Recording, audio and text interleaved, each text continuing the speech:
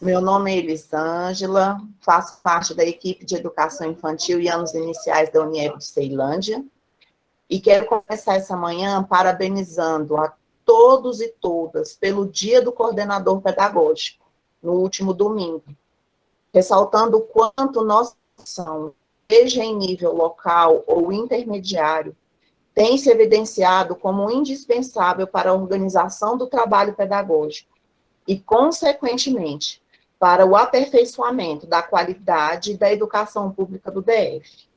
Aos presentes, nosso respeito e admiração.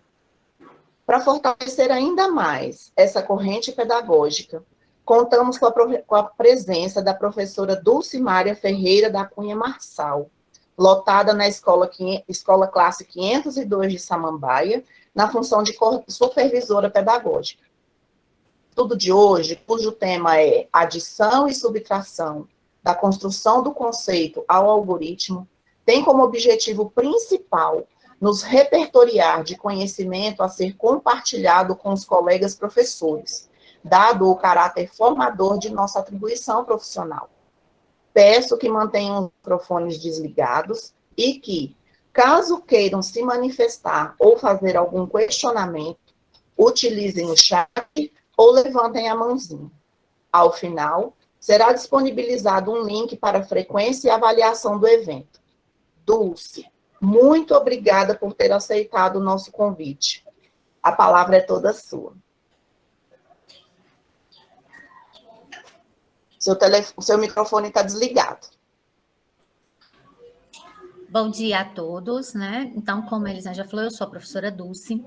Estou aí nessa trajetória da educação há 23 anos, fiz agora no dia 14 de fevereiro de 2021, meu 23º ano, e estou temporariamente na supervisão. Essa é a primeira vez que eu saio da sala de aula, né? Todo mundo está me ouvindo? Parece que alguém marcou aí que está sem áudio. Estão me ouvindo? Tá. Então, assim, na verdade, o que a gente vai conversar aqui é o fruto desses 20 anos de experiência que eu tenho em sala de aula, né? Eu nunca fiquei fora da sala de aula, exceto nas minhas 2 licenças maternidades e nesse momento agora que eu decidi, não sei porquê, né? Deus decidiu que eu assumiria a supervisão. Mas eu quero dizer que o lugar que eu amo é a sala de aula. É lá que eu construí todo o saber que eu tenho. Foi lá que eu descobri também que eu não sei nada, que cada dia eu preciso aprender mais. E por isso que eu estou falando isso aqui, porque às vezes a gente fala assim, a pessoa está lá falando, estuda e tal, e ela propõe uma série de coisas que são inviáveis. Mas, em geral, não. Eu proponho coisas que são viáveis porque eu faço. Aqui, eu tentei procurar aqui, na lista, se já tem alguma pessoa que já trabalhou comigo. Então, eu vi, parece que a Sheila, né? Já trabalhou na mesma escola que eu, então, assim, já tem essa ideia de compartilhamento aí, de como eu amo a matemática, como eu gosto do lixo pedagógico, entre aspas, né? A minha vice-diretora fala assim, todo dia a Dulce traz um lixo para essa escola. Eu falo, não é lixo, isso aí é instrumento pedagógico, né? Tampinha, copinho de iogurte, não é lixo, é instrumento pedagógico. Então, assim, na supervisão, eu tenho tido a experiência de ver o outro lado, né? De conversar com os professores e tá todo o tempo vendo a angústia, né? Que a gente vive em relação à aprendizagem dos estudantes.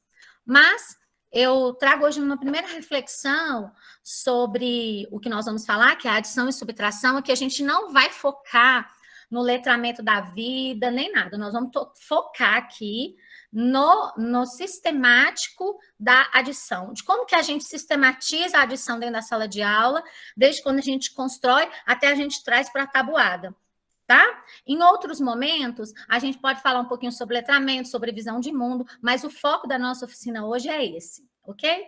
E aí eu queria trazer para a nossa reflexão a primeira coisa que eu tenho conversado muito com os professores, né? Inclusive comigo, porque eu também sou professora e também penso isso.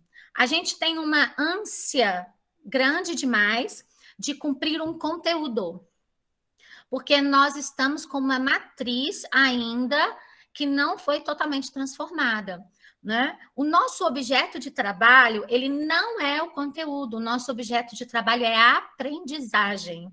O conteúdo é um meio. Por mais que a gente tenta sair daquilo ali, parece que a gente ainda está focado na situação. Eu tenho que trabalhar esse conteúdo, eu tenho que fazer isso, eu tenho que fazer aquilo. Gente, o conteúdo ele é um meio. Tá? O que nós temos como produto do nosso trabalho é a aprendizagem. Então, eu falo para o professor assim: mas eu estou no 5º ano e eu preciso trabalhar adição e subtração de fração, disso que eu falei. O que adianta você insistir nesse processo se a gente está percebendo que alguns estudantes ainda não avançaram, que eles não conseguem nem fazer uma adição com agrupamento? O que precisa fazer? Precisa voltar. Por que a gente precisa voltar? Porque a matemática, assim como todos os outros campos de saberes, ele é um prédio. Ele precisa construir uma base para subir. Um prédio que sobe com uma base sem estar sólida, ela vai sempre ser remendada. Tá? Já perceberam isso? Quando coloca mais cimento do que areia, mais pedra do que areia, mais cimento do que pedra, sempre vai ficar remendando a base. E é assim que acontece também o processo de ensino-aprendizagem. A escola, ela é um espaço de construção efetivo do saber. Mas não é um saber aleatório, como esse que acontece na nossa casa, né? As pessoas falam assim, eu uso muito jogo em sala, mas os meninos não aprendem. Por quê? Porque o jogo da sala de aula, ele não é o jogo que o seu pai e a sua mãe brincam em casa, né? Não é o jogo que eu brinco aqui na minha casa com os meus filhos. Não, a escola, ela faz atividades com intencionalidade de aprendizagem.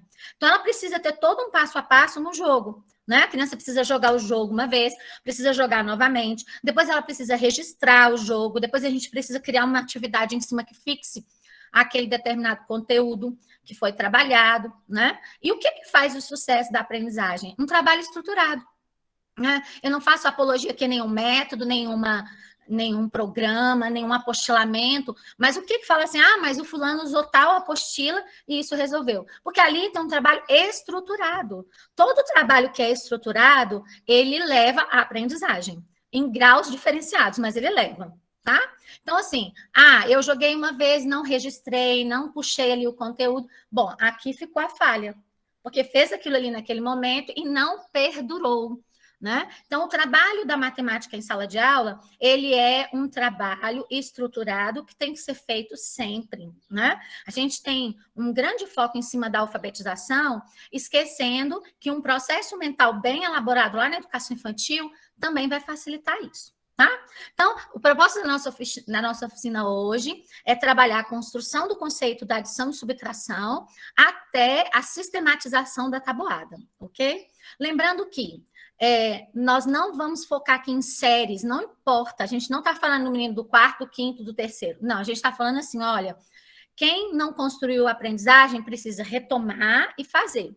Aquele menino que está lá no 4º ano e que está com dificuldade na adição, possivelmente com um trabalho mais organizado e da base, ele vai avançar mais rápido do que o menino do 1º e do 2º ano. Por quê? Porque ele já tem ali uma bagagem de vida.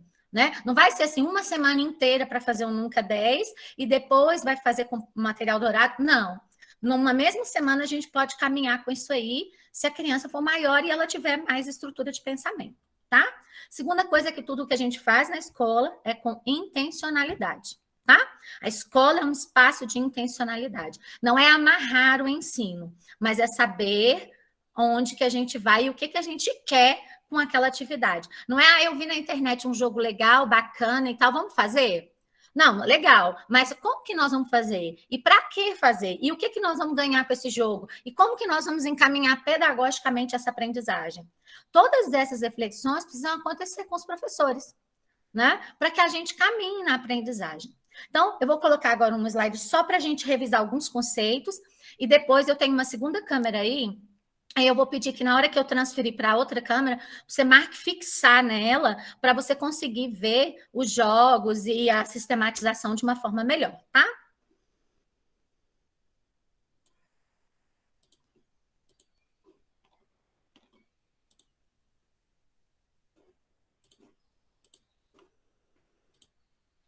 Então, vamos lá. Meu nome é Dulcimária, né? Todo mundo me conhece como Dulce. E nós vamos conversar um pouquinho aí sobre isso. E, afinal, o que são operações matemáticas?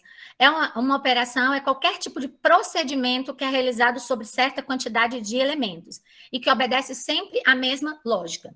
O que é operacionalizar o cérebro? Né? É transformar o saber que eu tenho em situações do cotidiano que eu consiga resolver. Isso é operacionalizar o cérebro. Né? Faz parte de uma das funções executivas, que vem lá da flexibilidade, a memória de trabalho, tudo isso. Mas e matematicamente falando? Quando eu falo em operações matemáticas, eu estou falando sempre em agir sobre quantidade de elementos. Tá? Elementos variados. Aí pode ser letra, número, pode ser expressões, né? Porque a matemática ela vai avançando para as séries finais com habilidades básicas que são construídas aqui embaixo, tá?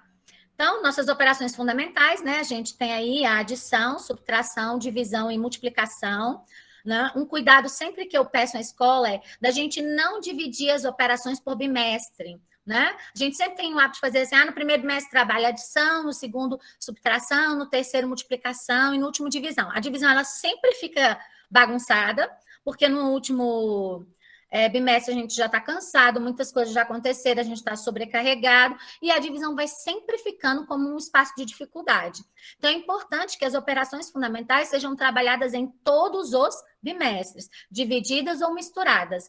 Quando a gente mistura essas operações e as suas ideias, a gente precisa também trabalhar com os meninos essas ideias. Eu vou mostrar para vocês hoje a diferença do que é uma operação de subtração de completar e de comparar, de tirar, né? A gente não pode construir só a opção da subtração de tirar. Ela é sim tirar, porque ela sempre diminui, mas ela não é só tirar.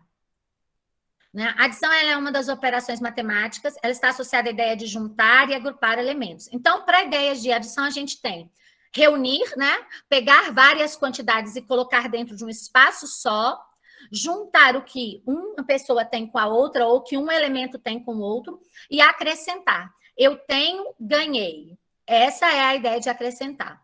Qual que é a diferença entre juntar e reunir? Não é a mesma coisa? Não. Quando eu reúno, eu peguei tudo de diferentes lugares no mesmo. Quando eu junto, eu peguei 2 ou 3 coisas e só coloquei junto. Para somar. Eu não preciso colocar na mesma coisa. É como se fosse uma receita. Eu não preciso colocar no mesmo estojo lápis de cor e lápis de escrever. Mas se eu quiser contar quantos eu tenho ao todo, eu conto sem reunir no mesmo estojo. Tá? Então, essa é uma diferença muito ínfima, ela passa desapercebido, mas é importante mostrar para a criança que isso acontece, principalmente no dia a dia. Quando a gente vai fazer uma receita, a gente não junta, a gente não reúne tudo na mesma vasilha, né? A gente junta ingredientes, porque a gente separa coisas diversificadas. Tá? E principalmente para a educação infantil, né? Onde está muito claro no currículo a construção desses processos mentais. Gente, os processos mentais, eles são a base da matemática. Né? É possível a gente construir um saber matemático sem processos mentais? É possível. Mas a gente vai ter mais dificuldade? Sim. A gente vai ter dificuldade porque o processo mental está além da matemática. Né? Ele está na nossa vida. Né? E o primeiro processo mental que a gente tem é aquele da correspondência. Né? O que é a correspondência? É quando, por exemplo, eu preciso de 2 sapatos porque eu tenho 2 pés. Eu preciso de 2 luvas porque eu tenho 2 mãos. Eu preciso de um chapéu porque eu sou um só. Tá? Então, quando eu sou capaz de elencar um elemento ao outro. É aquele desenho que a gente faz lá na educação infantil, que começa lá com os desenhos, pertence ou não pertence, tá faltando alguém para juntar no outro grupo, tá faltando uma flor para o palhaço, tá faltando um biscoito ou um pirulito para a criança, e isso é correspondência. E lá na frente, isso vai virar teoria de conjuntos. Né? Quando a gente chegar lá no 7º ano, depois no ensino médio. Então, assim, a importância de construir um conceito de correspondência aqui. Ah, mas eu tenho que dar aula hoje, pensando no professor que vai pegar o meu filho, o meu aluno amanhã? Não. Eu tenho que trabalhar hoje pensando na estrutura de pensamento que eu estou construindo com o meu aluno, tá? Comparação. Gente, esse é um processo mental que eu acho muito interessante. Já percebeu a pessoa que não consegue estabelecer semelhanças e diferenças entre os aspectos da sua vida? Que ele não é capaz de classificar as coisas que ele faz? Que ele não é capaz de sequenciar uma ação? Uma pessoa que quando chega num lugar, ela fala assim, meu Deus, tá uma bagunça isso aqui que eu não sei nem por onde começar. E aí não consegue começar por lugar nenhum, porque não consegue estabelecer uma prioridade. O que eu tenho que fazer primeiro? Tá? Então, esses processos mentais, eles são importantes para a nossa vida. Numa casa, o processo de classificação é uma coisa muito bacana. Numa casa que a gente pensa assim, por exemplo, será que dentro da cozinha pode estar guardado roupa? Será que a gente põe comida dentro do guarda-roupa? Né? Eu divido meu guarda-roupa com alguém e eu não consigo separar o guarda-roupa. Vocês já perceberam que isso acontece? Acontece, viu, gente? Eu não consigo classificar ou sequenciar aquilo que é mais importante para eu pagar. Eu ainda não consegui entender que eu preciso priorizar algumas dívidas ou algumas questões na minha vida em relação a outras, senão eu não avanço. Isso tudo fazem parte de processos que começam simples ali e que vão se tornando funções superiores mais elementares na vida adulta. E que às vezes a gente pensa assim, meu Deus, essa pessoa não sabe classificar um risco, ela não sabe definir que isso é perigoso ou não é. Por quê? Porque ela está com um processo mental pouco desenvolvido, né? Vygotsky diz que se a gente traz essa estrutura, mas se a gente não estimular isso, a gente pode passar até desapercebido. A gente pode não ter esse processo bem desenvolvido ao longo da minha vida, tá? Seriação, inclusão e conservação. Então, esses são os processos mentais dos quais a gente conversa muito e que eles são essenciais no desenvolvimento da educação infantil, no simples ato de brincar com intencionalidade. Né? Quando a professora, dentro desses processos, ela desenvolve atividades em que os meninos consigam desenvolver esses processos mentais. A seriação é muito importante, a inclusão e a conservação. E o que é a inclusão? Né? A inclusão é eu perceber que dentro de um grupo grande existem várias coisas. Dentro do seu orçamento doméstico, dentro do seu salário, precisa caber a sua moradia, a sua alimentação, precisa caber a sua saúde, precisa ter um dinheiro extra. Vocês já perceberam que muitas pessoas, e aí eu não estou falando de casos elementares, tá, gente?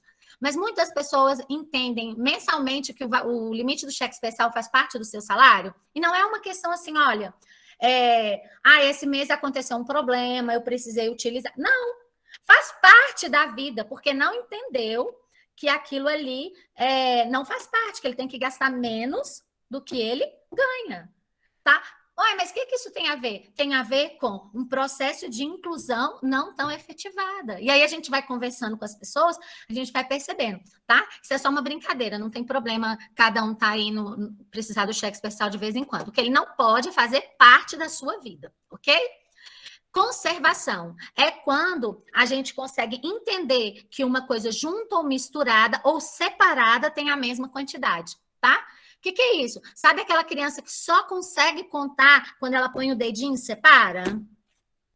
Ou seja, ela não tem conservação de quantidade, ela não consegue contar quando está bagunçado. Então, daí a importância da gente ter esse, entre aspas, lixo pedagógico, né? Tampinha, copinhos, para que os meninos possam contar no monte, contar separado, porque à medida que ele vai contando, ele vai trabalhando a estrutura mental e fortalecendo seus processos mentais, ok? E aí, são habilidades precursoras aí para a adição, a contagem, né? Se eu não tenho a construção do número, como que eu faço adições? Né? Eu preciso estar fazendo isso junto com a adição, mas eu preciso ter um processo de contagem já avançado. A regularidade numérica, o que é isso? Como se constroem os números? Né? Como que a gente monta o número 19? Eu pego o 1 e o 9, ok. Mas dentro do 1 e o 9 tem quem? Tem 10. Né? Tem uma dezena e tem mais 9 solto. E a ideia do numeral, tá? Então, eu vou interromper aqui para a gente conversar um pouquinho sobre isso na outra câmera.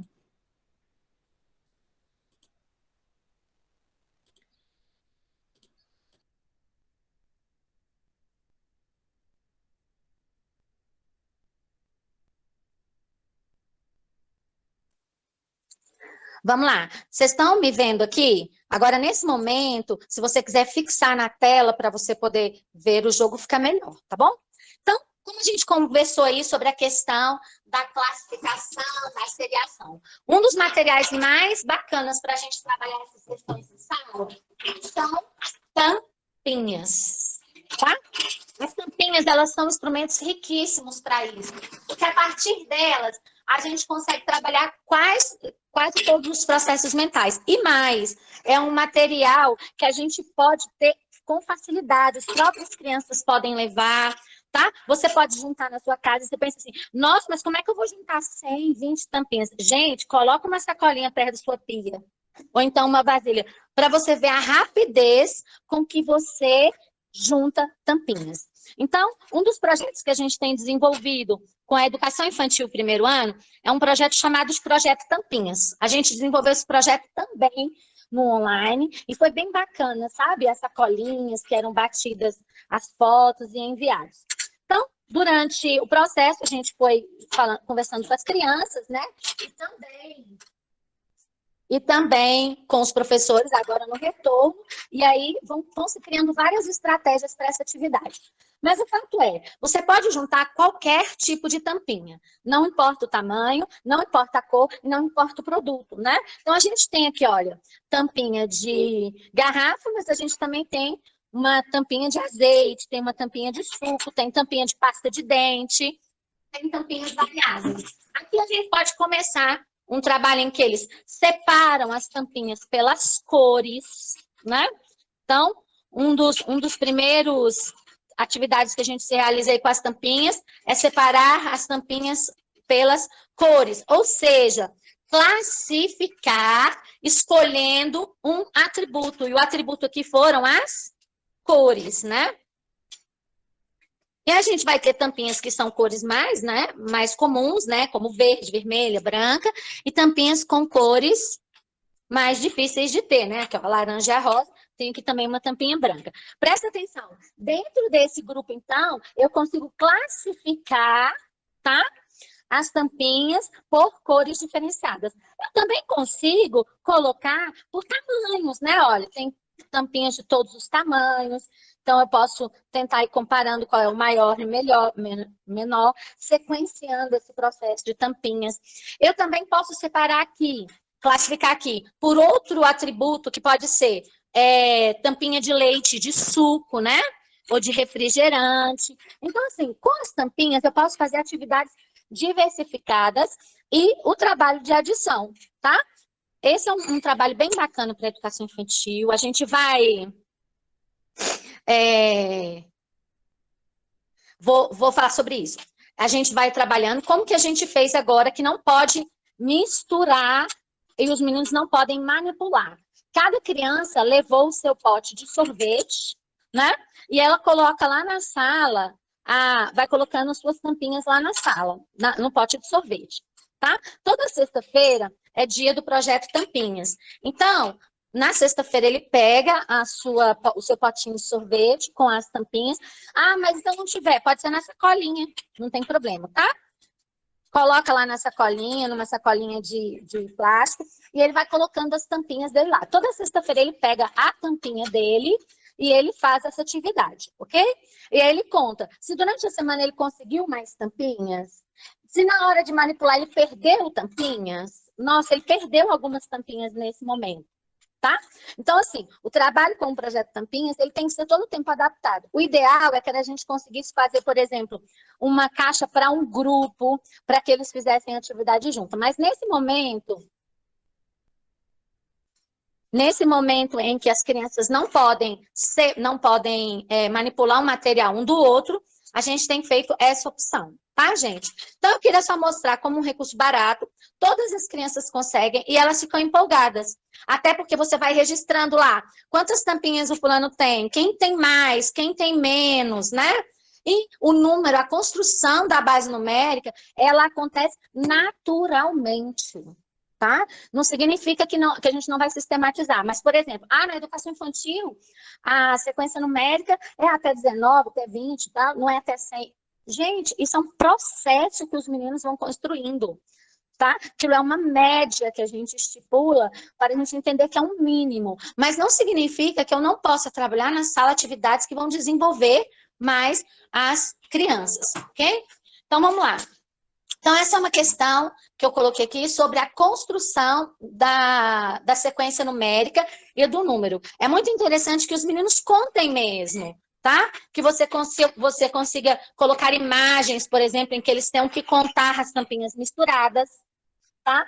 Eu consigo olhar para essa tampinha e contar misturado? Ou eu tenho que necessariamente ir fazendo assim, ó, 1, 2, 3, 4, 5, 6, 7, 8, 9, 10, 11. Conservação é o princípio do processo mental em que eu consigo olhar para essas tampinhas e avançar. Então, vamos ter um primeiro momento em que a criança conta assim, vai ter um outro momento que você pode pedir para ela fazer 3 fileiras com as tampinhas, ó, fileiras com 3 em 3 tampinhas, e aí ela consegue, você consegue contar sem pôr o dedinho? Olha, ordenado assim, ó, ela vai conseguir contar. E agora, se a gente misturar tudo, mistura as tampinhas todas, você consegue contar? Isso é um avanço de habilidades que a gente vai propondo semanalmente para que eles passem por esse processo aí de correspondência, de conservação de quantidade, de classificação, tá? Então, assim, é bem variado o que a gente pode fazer com tampinha. Todos esses momentos, eles podem ser adaptados para a nossa realidade, tá, gente? Ah, na minha escola, não, eu não tenho condição de fazer isso. O que eu posso fazer? Variadas situações. O que eu quero colocar aqui são opções para a gente desenvolver um trabalho matemático com coisas que fazem parte do nosso dia a dia, que é a tampinha. Né? Não é um material caro, você não precisa comprar nem nada. Esse é um material que junta-se com facilidade, tá bom? Então, essa é a primeira questão. Outra questão importante é a construção da sequência numérica e da regularidade do número. Só um minutinho. Então, não sei quem lembra desse jogo, mas ele tem na internet, isso que mesmo eu imprimi essa imagem aqui para vocês, para mostrar aqui hoje na internet, mas eu tenho esse jogo, ele é um jogo da minha infância, não sei se é da infância de todo mundo aqui, né, mas ele é um jogo da minha infância. Antigamente eu tinha um desse, que era um tabuleiro, né, mas hoje eu consegui comprar um no Docas, ó, que é um plástico, tá? Então, vamos lá. Esse jogo da sequência numérica, preste atenção, ele começa do 1 e vai até o 10, porque eu vou falar sobre isso aqui na hora da construção da regularidade. Então, é um jogo de trilha, onde toda vez que a criança cai na escada, ela sobe para a próxima casa. E quando ela cai na cobra, né, na boca da cobra, ela desce para o rabo. Isso é o jogo da escada e da cobra. Deve ser eu acredito que é um jogo muito conhecido, e às vezes passa desapercebido para a gente utilizar em sala, né? Então, assim, a gente não tem muita facilidade hoje de jogar, porque as crianças estão cada vez mais isolados, mas o que a gente pode fazer é ter um tabuleiro desse e a criança ir andando com 2 dados, né? Então, por exemplo, eu tenho 2 cores e eu peço para o grupo verde, né, dividir a turma em 2 grupos, mesmo sem juntar, tá? E aí eles jogam esse dado. Então, por exemplo, o grupo verde caminha quando eu jogar o dado verde e o grupo vermelho caminha quando eu jogar o dado vermelho e ganha quem chegar primeiro. O ideal fosse que os meninos pudessem jogar em grupos, mas como a gente não está conseguindo, tá? E aí a gente pode usar a própria tampinha que eles têm na caixa, né, para jogar esse jogo. Mas vamos conversar um pouquinho sobre o que esse jogo traz pedagogicamente. Observem que ele é um tabuleiro que apresenta uma regularidade numérica, ou seja, olha, o 1 e o 0, o 2 e o 0, o 3 e o 0, né? Ó, desculpa, o 1 e o 0, então ele vai até 10, e aí depois ele vai para o lado de cá do 20, depois do 30. Então, ele apresenta para a gente a sequência numérica até o 100, que talvez seja uma das mais difíceis para a gente aprender. Porque quando a criança, ela sistematiza como se constrói o número até 100, daí ela avança com muita facilidade para os números maiores, tá? Então, a importância da gente ter sempre a tabela para preencher. A partir desse jogo, a gente pode trabalhar várias várias questões pedagógicas, né? Então, por exemplo, o pensamento sobre, se eu tiver na casa 24 e tirar 4 no dado, o que vai acontecer comigo? 1, 2, 3, 4. Ah, eu vou subir para casa 84. Se eu estava na casa 28 e fui para 84, quantas casas eu andei? Olha, esse aqui, ó, é um pensamento de subtração com a ideia de completar, tá? Então, esse jogo ele pode ser explorado de várias formas em sala de aula, não só para uma construção da base numérica, né? Para entender a regularidade do número, como para trabalhar adição, subtração, o pensamento, né? E se eu cair na casa 62, o que acontece comigo? Então, o que é melhor eu tirar no dado? Né? Eu estou na casa 60. Não, na casa 64. Na casa 62. O que é melhor eu tirar no dado? 2 ou 3? Né? O que é melhor eu fazer? Isso tudo são pensamentos que nós vamos organizando e estruturando as crianças. A partir dessa atividade, a gente vem com aquilo que a gente chama da tabela de sequência numérica. Olha só, eu gosto de começar, não está certo ou errado, tá? Estou falando a minha experiência. Eu gosto de começar do 0, tá? E ir até o 9. Vocês vão ver em alguns lugares começa do 1 e vai até o 10. Por que eu gosto de ir do 0 até o 9? Porque aqui eu fortaleço com eles a ideia de que nós temos 10 algarismos e que com esses algarismos nós construímos todas as outras possibilidades, tá? Então, quando eu coloco, olha, de 0 a 9, depois eu venho o 10. Quem é o 10? O 10 é o 1 e o 0. Quem é o 21? Quem é o 11? O 1 e o 1. Então, e o 12? O 1 e o 12. Tá dando para ver o que é que eu faço com uma canetinha? Tá dando para visualizar direitinho? Sim. Quem é o 13? O 1 e o 3. Então, precisa haver momentos em que as crianças manipulem números, manipulem quantidades, para que eles construam, né? Quem é o 16, né? O 1 e o 6. Então, nessa tabela, a gente vai ter aí um cuidado em preencher a tabela, sempre colocando o algarismo da unidade no canto. Por quê? Porque se eu colocar no meio e eu imprimir uma tabela dessa inteira, ele vai ficar assim, ó. O 1 vai ficar aqui, ó. E o 11 vai ficar no meio. E ele vai ter menos uma estratégia de construir que o 1 fica debaixo do 1, tá? Então, essa tabela de sequência numérica, ela é importante de ser feita na escola. Você pode colocar uma tabela faltando alguns algarismos, depois você pode colocar a tabela tendo a primeira fileira e não as outras. Pode ter esses primeiros aqui e esses outros aqui, para ele completar, para a gente ter uma referência. Então, ela pode ser utilizada várias vezes em sala, de formas diferentes. E é importante ser utilizada sempre. Ah, até 100? Não. Você pode preencher depois do 100 até o 200, tá? Do 199, depois do 200 até o 300. Eu acho que é bem importante a gente fazer um trabalho desse até o segundo ano com as outras centenas, né? 700, 800, 900. Por quê? Porque a criança constrói aqui a regularidade numérica, né? Como que os numerais são formados utilizando 9 algarismos, tá bom?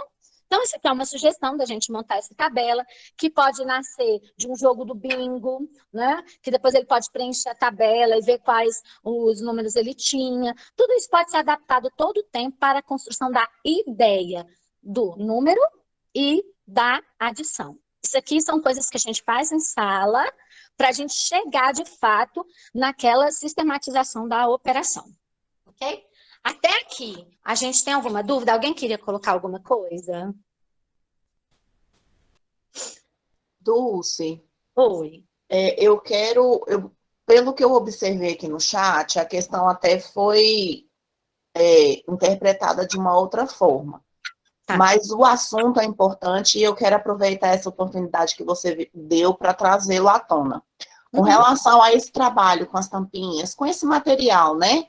Nesse momento em que nós estamos, que ainda tem o trabalho remoto e vem o trabalho presencial, mas com isolamento. Você poderia falar um pouco sobre como adaptar essas atividades, como realizar esse trabalho nesse período que a gente está? Sim.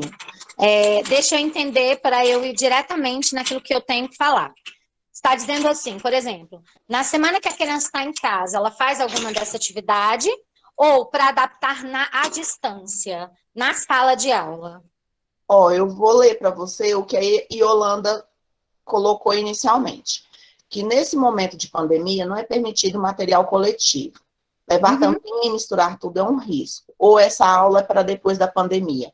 E depois a discussão foi acontecendo, né? Na questão de cada criança ter o seu potinho. A Sandra também falou de um kit para cada estudante. Então, é nesse contexto que eu queria que você reforçasse.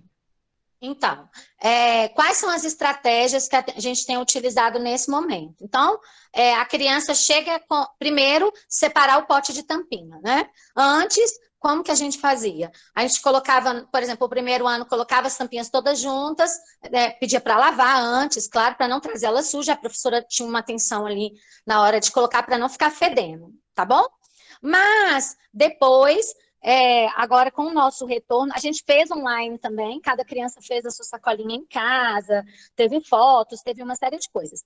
Mas agora no retorno foi isso. Separar um pote para cada criança, cada criança trouxe algum recipiente para guardar. A gente pediu pote de sorvete, mas quem não tinha ou a professora não conseguiu, a gente colocou na sacola mesmo, né? Numa sacola que tivesse na escola, alguma coisa assim, para que a criança tenha o material para ela contar. Então, a primeira coisa é cada criança ter a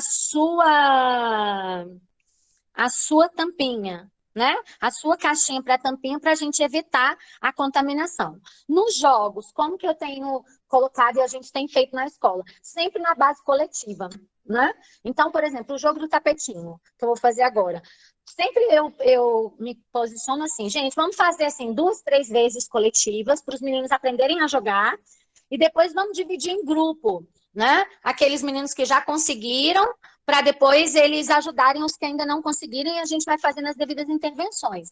Agora, sempre faz em grupo, no coletivo. A professora que lança o dado e as crianças vão colocando a atividade. E se cada criança tiver seu dado, ok, a criança também pode jogar o dado e falar a quantidade que ela tirou. Né? O importante é que a gente consiga não provocar situações de aglomeração e de troca de material, tá? Eu acho que eu respondi. O que você acha? Só mais uma observação aqui que a Raimunda também colocou no chat, que a filha dela, mesmo no primeiro ano, aprendeu a contar na oralidade até 100. Só de ouvir e ver o irmãozinho do terceiro ano resolvendo suas atividades. Sim, então vamos colocar isso aí. A questão da relação entre pares de irmãos provoca muito isso, né? Por quê? Porque a criança consegue ver o outro fazendo e aprender, né? Então a vivência é muito importante para que eles consigam avançar nesse ponto. Então, por que ela aprendeu? Porque ela viu o irmão fazendo. Isso é muito comum, né? O irmão mais velho faz e o irmão mais novo quer fazer, às vezes até sem entender. Tá? É importante ter a oralidade de contagem e trabalhar a questão da quantidade, tá? A criança conserva a quantidade, o número, a representação, ou ela apenas canta esses números? Essa cantação de numerais, ela é bem importante na educação infantil no primeiro ano, porque ela vai trazendo a sistematização da regularidade. Mas o modelo sempre vai ser algo muito eficaz na aprendizagem, gente. Até na questão da sala. Por que é tão importante o relacionamento entre eles ali? E a gente agrupá-los de forma que estão em zonas diferentes, não distantes, né? Mas diferentes, para um ir aprendendo com o outro. Isso acontece. Você já viu aquela explicação assim, que você já deu um monte de vezes para aquela criança, você já tentou mudar a sua fala, e um menino, assim, isso é muito comum do 6º ao 9º ano, e aí o outro chega e fala assim, ô, seu burro, é assim que faz. E o menino aprende, aí você pensa assim, nossa, mas eu expliquei tantas vezes e parece que tão mais adequadamente. Por quê? Porque a relação de par, ela é muito importante para a aprendizagem, tá? Então, assim, é uma pena mesmo que, né, que tenha acontecido isso, e a gente esteja perdendo o contato dos meninos entre eles. Mas é o que a gente tem que ser adaptado, né? No online também foi muito difícil, eu acredito que para as escolas também, né? Na minha escola foi muito difícil a gente conseguir se adaptar para dar boas aulas no Meet, para conseguir trabalhar o conteúdo, para conseguir se organizar tecnologicamente, né? Mas foi um desafio, eu acredito que a maior parte das pessoas venceram. Então, vamos lá. Esse aqui é o nosso tapetinho de um jogo famosíssimo, né? Que é o Nunca Desce, que faz parte de toda a formação matemática. Por quê? Porque ele traz a construção da base numérica, tá? Então, eu acredito que todo mundo já saiba jogar. Eu vou apresentar aqui para a gente construir daqui o nosso algoritmo da adição. Como nós vimos, a adição é o ato de juntar, reunir ou acrescentar, ou colocar mais, né? Eu tenho uma coleção de figurinhas e comprei mais figurinhas. Todo tempo a gente vai trabalhando com o desenho. Por quê? Na educação infantil, eles podem resolver problemas? Sim, problemas com desenhos. Olha esses botõezinhos aqui, que bonitinhos. Então, vamos lá. Eu ganhei 2 iminhas aqui da Cinderela e 4 da Bela. Quantos que eu tenho aí ao todo? Quantas Cinderelas e Belas eu juntei? Ah, aqui eu tenho 6 agora. Então, a importância do desenho, a importância de pegar a tampinha para fazer o cálculo. Por quê? Porque esse movimento que o corpo faz trabalha a mente, né? Ah, mas a pessoa está com um problema mental, está cansada, estressada. Por que ela faz ginástica, acupuntura, não sei o quê, todas as pilates? Por quê? Porque esse movimento corporal, ele também trabalha a estrutura cerebral, tá? Então, a gente trabalha a adição em todo o tempo aqui. Desde o início, a gente precisa discutir com os meninos sobre a matemática, né? Sobre a construção da base, a construção das operações. E nós temos o nosso tapetinho, que todo mundo, na maioria, já conhece, né? Que faz parte da nossa vivência matemática. E o nosso jogo acontece da seguinte forma, né? Então, a gente joga o dado, 5, e aí eu coloco 5 palitos. Então, nós vamos ter aquele menino, gente, que vai fazer assim, ó, que vai pegar de cara assim, que vai botar aqui. Lembra lá atrás, quando a gente disse da conservação? A criança que está conservando, ela não precisa olhar e pôr o dedo e contar um por um para saber quanto que é 5. Ele bate o olho e fala que tem 5. E aquela outra criança, ela vai contar, ó. 1, 2, 3, 4, 5. Beleza, jogamos. Vamos jogar nosso dado de novo. Caiu mais 5. Como o nosso jogo se chama Nunca Desce, o que acontece? Toda vez que tem 10 na casa da unidade, eu preciso amarrar com a liguinha e passar para a casa da dezena, para agrupar. Não é vai um, é agrupa, né? Então, aqui tem 5, ok? Aquele menino que já está com o número construído na cabeça, de cara, ele pega esses 5 aqui, gente, ó, e já amarra. Já amarra e passa para a dezena. E a criança que ainda não conservou a quantidade, ela conta de novo. 1, 2, 3, 4, 5, 6, 7, 8, 9, 10. Ah, aqui tem 10. A gente vai ter a criança que de cara já pegou e já amarrou, porque ela já conservou a quantidade. A criança que contou e entendeu que ela tinha que amarrar. E a criança que contou e não entendeu nada, continuou deixando na unidade. Por quê? Porque ela ainda não compreendeu a regra de amarrar. Então, precisa reforçar com ela. Ah, e a criança que não conservou, que precisa juntar? Agora é a hora de fazer aquele exercício com ele. Vamos lá, quanto que tem aqui? 5. Lembra que algumas pessoas falam assim, guarda os 5 na cabeça? Ou seja, você não precisa contar de novo. Guarda os 5. Aí ele vem, ó. Agora vamos. Depois dos 5 vem quem? 6, 7, 8, 9, 10. Ah, é mesmo, aqui já tinha 5, ou seja, ele conseguiu conservar. Então, a importância de conservar a quantidade é contar. À medida que ele vai contando, ele vai aprendendo a conservar, tá? Então, agora nós temos uma dezena, eu esqueci dos meus algarismos, tá? No jogo do tapetinho é muito importante, principalmente nas séries iniciais, você colocar o algarismo que representa a quantidade que está aqui. Por quê? Porque eles estão em processo de construção, então eles precisam visualizar. Agora, vamos comigo. Quantas unidades eu tenho aqui? 10. Por quê? Porque dentro de uma dezena, nós temos 10 unidades. Isso aqui não deixa de ser unidade porque virou dezena. Por isso que é importante enrolar. Mas qual número ocupa a casa da unidade? 0, porque aqui não tem nada. Quantas dezenas eu tenho? 1. Essa é uma pergunta que durante o jogo a gente precisa ir fazendo e construindo com os meninos. Então, eu tenho uma dezena, 10 unidades e nada de centena, tá? Lembra lá quando a gente falou de correspondência, que é um processo mental? Começa lá na educação infantil falando sobre um sapato para cada um, sobre um chapéu para cada pessoa, um sapato para cada pé. E aqui? Aqui é assim, ó. Dentro de uma dezena tem 10 unidades. Dentro de uma centena tem 10 dezenas e 100 unidades. Isso aqui também é correspondência, tá? Por isso que é importante avançar no processo mental das crianças, tá? Eu vou correr, que eu ainda estou bem no início, eu quero falar mais da subtração, que é menos utilizada. Então, vamos lá. Eu jogo o dado de novo, 1. Então, agora, eu tenho quantas unidades soltas, ou qual o número ocupa a casa da unidade? 1. Quantas unidades? 11. Quantas dezenas? 1. Tranquilo. Eu fiz esse processo e vou construindo com eles agora as operações. Então, vamos lá. Chegou a hora da gente passar para o algoritmo, né? Então, eu vou jogar mais um pouco para a gente desenvolver outro, para ficar com números maiores, tá? Então, toda vez que eu faço o jogo do Nunca 10, eu fiz uma vez, fiz 2 vezes, fiz 3 vezes, agora eu começo a sistematizar a função do jogo. Qual que é a função do jogo? A compreensão do conceito de dezena, centena e o agrupamento, ou desagrupamento, ou reagrupamento, que também está certo. Então, eu vou lá no segundo ano agora, e eu consigo aumentar a complexidade do jogo, tá?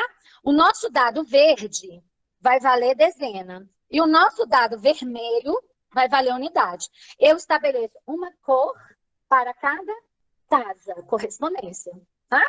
Uma cor para cada casa. Ao mesmo tempo, aqui eu já construo números maiores. Então, vamos lá para a dezena. Então, eu já tinha 1.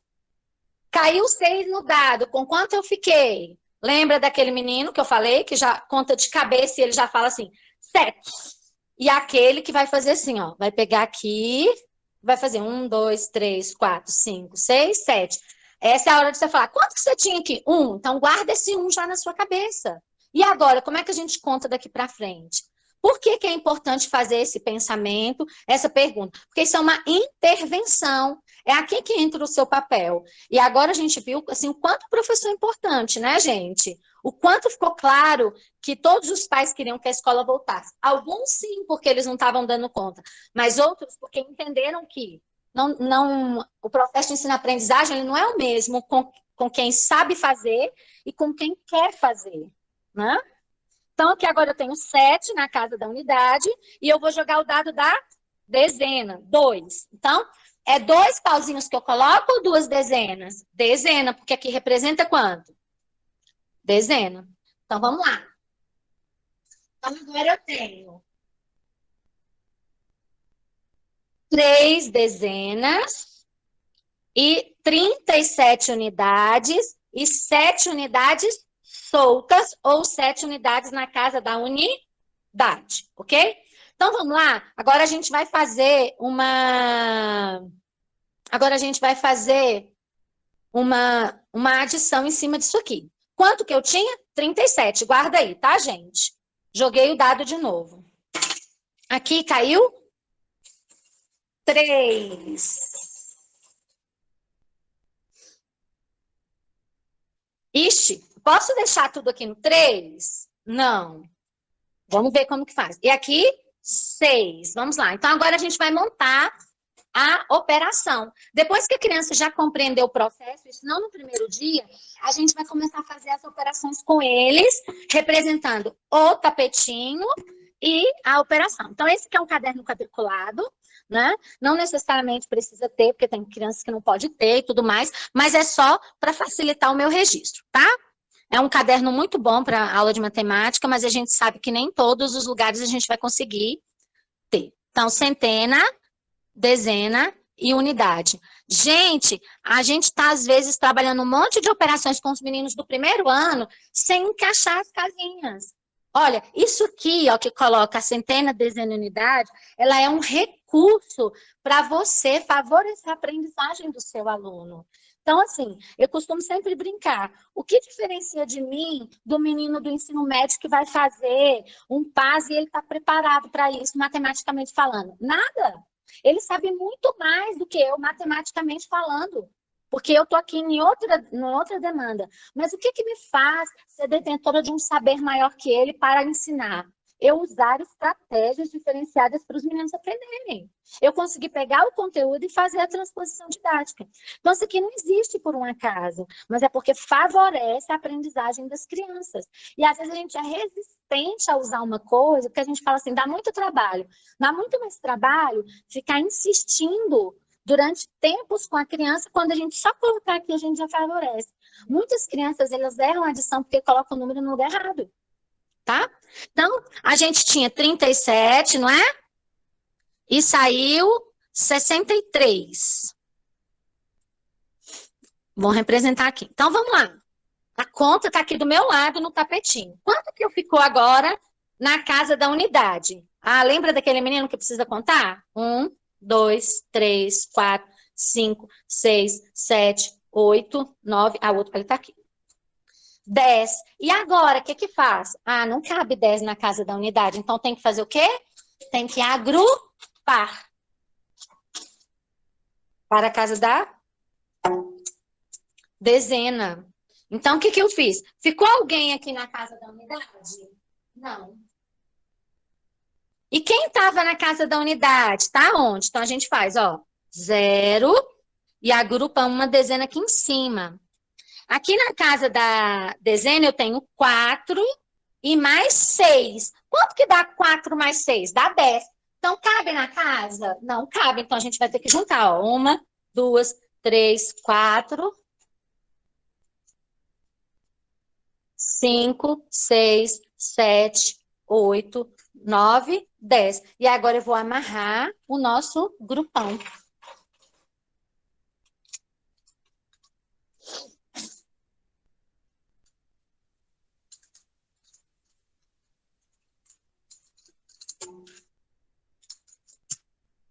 Ixi, arrebentou aqui.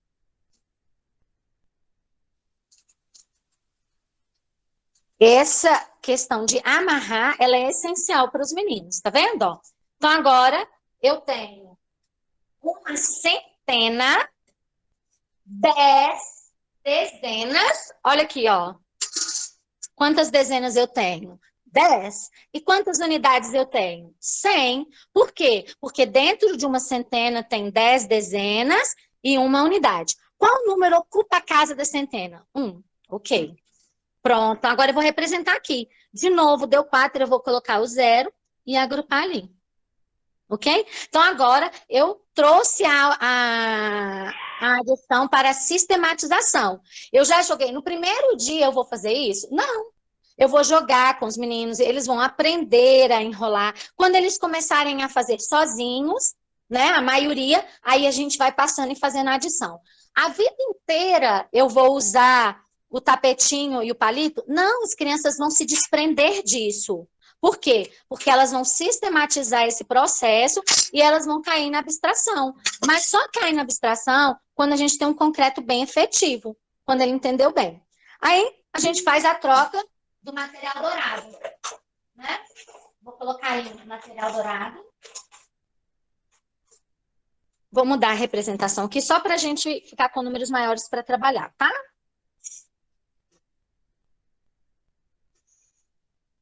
Então, vamos lá. Representamos com material dourado, né?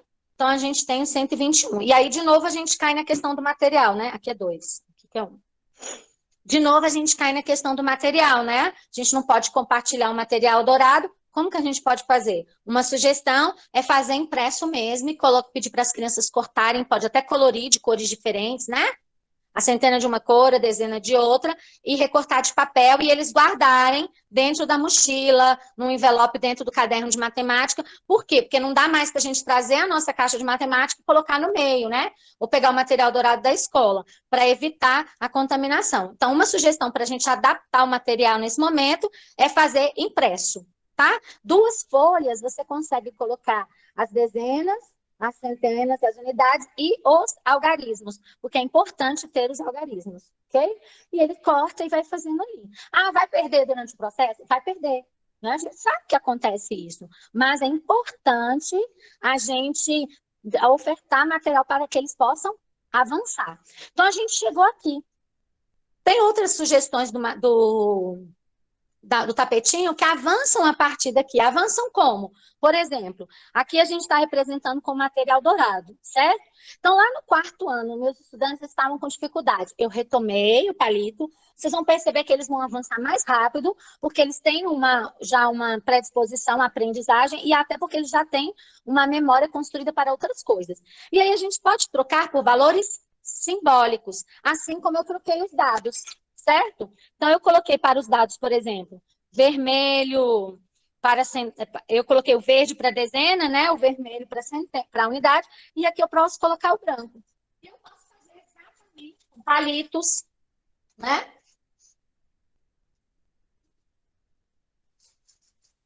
E o que acontece aqui, por exemplo? Olha, o palito vale 1? Não, o palito vale 20. O palito verde vale 20. E o palito vermelho? Ah, o palito vermelho vale 1, porque o palito vermelho vale unidade. Aqui a gente espera que a criança tenha um nível de abstração maior.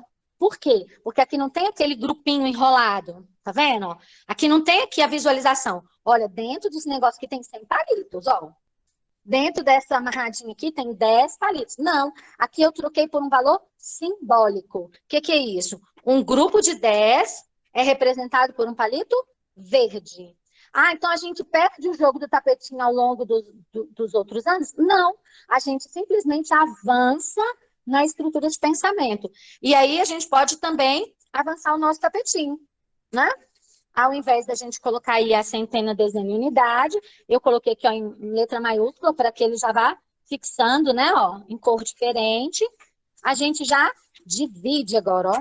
Nosso tapetinho no 4º e 5º ano, ele vai aumentando a complexidade. Ele já limita a classe das unidades simples e a cada ordem. E ele pode ficar maior ainda, tá? Você pode colocar também a 2ª ordem. Conseguem perceber? Por quê? Para que os meninos compreendam aqui mais do que o sistema decimal. Aqui ele já consegue compreender valor absoluto, valor relativo e todas as outras questões que a gente começa a trabalhar com a ficha escalonada. Ok, chegamos num processo em que a gente já trabalhou com concreto, a gente já contou várias vezes, a gente já montou, a gente precisa trabalhar a tabuada, tá? Ué, mas não tem uma linha aí de pensamento que a gente não trabalha a tabuada? Não, precisa sim. Precisa trabalhar a tabuada, precisa trabalhar o cálculo mental, e isso precisa estar previsto no planejamento, tá? Precisa colocar lá mesmo. Hoje eu vou fazer cálculo mental 2 vezes por semana, um dia eu vou trabalhar a tabuada, precisa separar isso lá. Por quê? Porque é também uma forma da construção e da sistematização da adição. E aí eu quero reforçar aqui no registro. Então, vamos lá.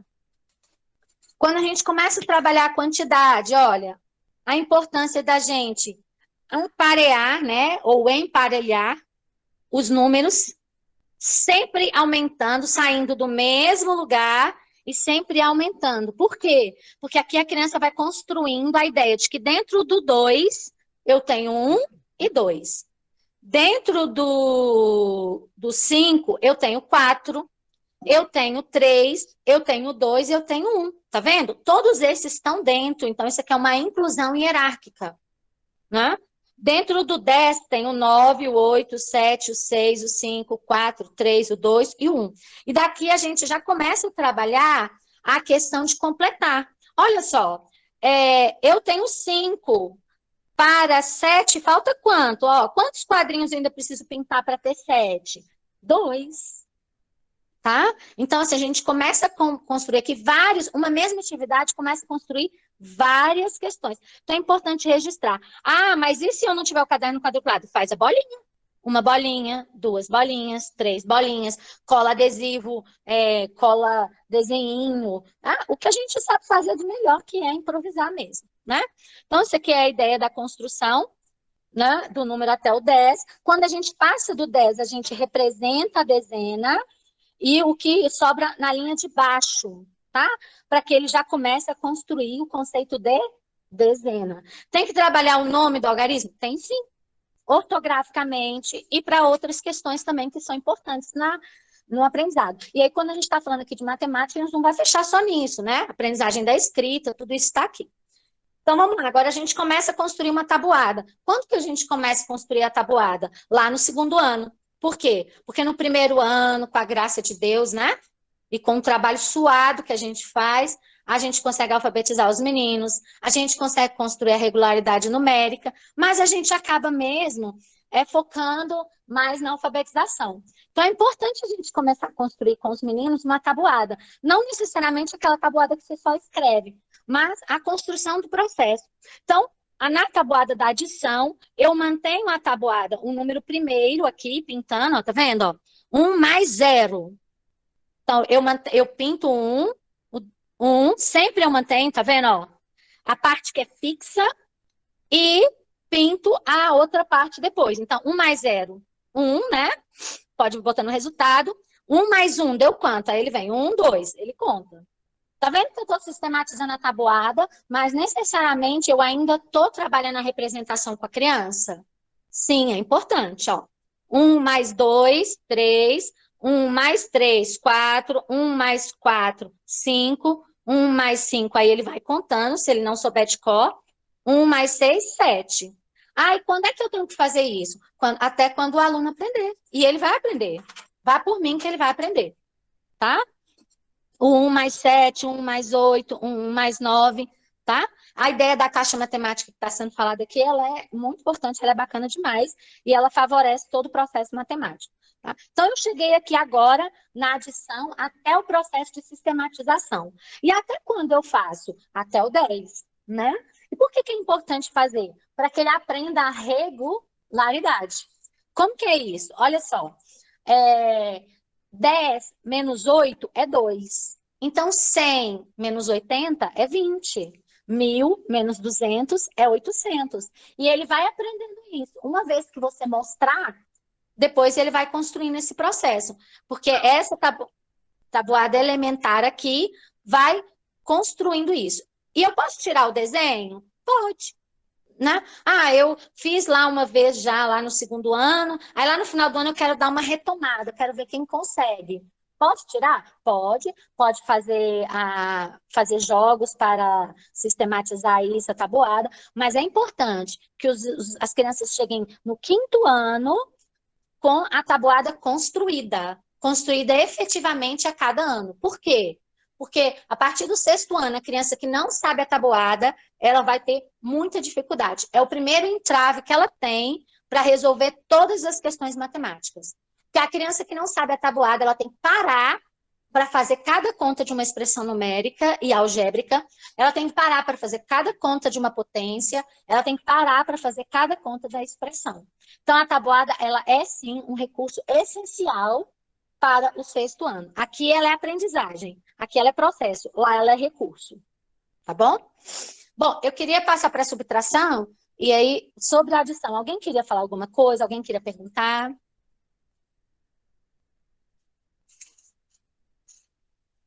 Dar uma sugestão, né? Eu sei que a gente está em sala de aula, cada vez a gente vai criando várias maneiras de fazer uma mesma coisa, né? Não?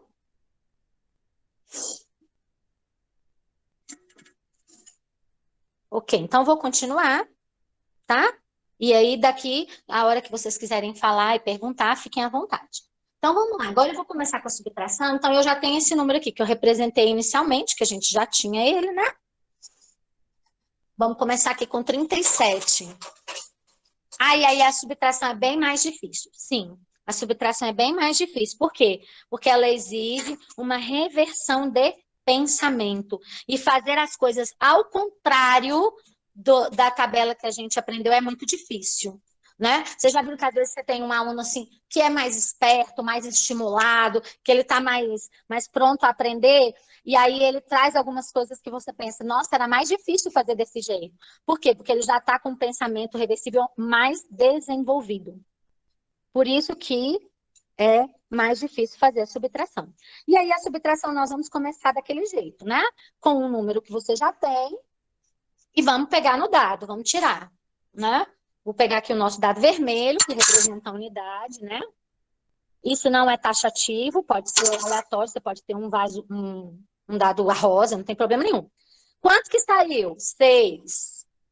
Então, agora eu vou tirar 6. 1, 2, 3, 4, 5, 6. Lembra do menino que precisa conservar? Ele faz isso.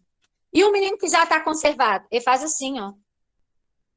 Tá? Ele nem conta. Por quê? Porque ele já consegue visualizar, ele já tem correspondência suficiente para visualizar e conservação para tirar sem fazer, tá? Sem contar. Então, agora eu tinha 37, perdi 6, fiquei com 31. É importante ir falando? Sim. Quantas dezenas eu tenho? 3. Quantas unidades? 31. E quantas unidades soltas?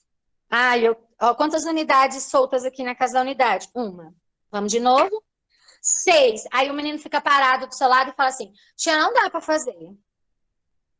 Né? Ou então ele fala assim, uai, 6 menos 1, 5. Ele vai e põe 5. Acontece isso. Né? Porque ele fala assim, uai, 1 não dava para tirar, eu tirei. Ao contrário, já viu que muitas crianças fazem assim? Não. Vamos lá. Quanto que eu tirei? 6. 6 é menor que 31? É.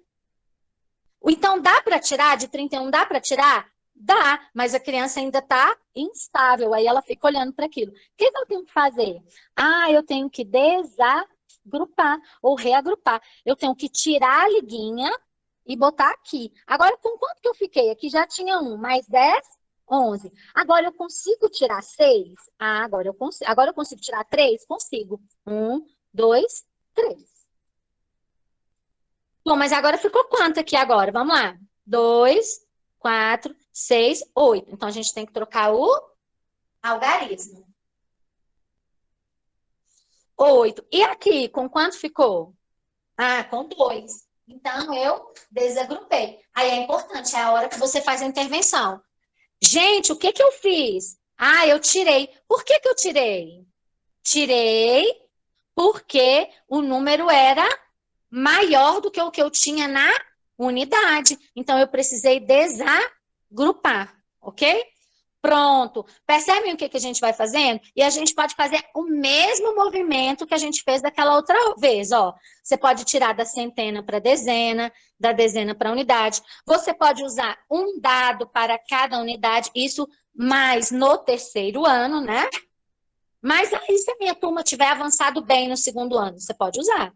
Mas a gente espera que no terceiro ano os meninos consigam já ter isso aqui construído e eles consigam usar dados de cores diferentes, tá? Então, agora eu vou representar com material dourado para a gente partir. E eu perdi meu 1 aqui. Para a gente partir para a operação, tá? Vou colocar esse palito aqui porque agora eu perdi o algarismo 1 aqui. Que a gente tem 1, 2 e 8, certo? Então, eu vou trazer o material dourado.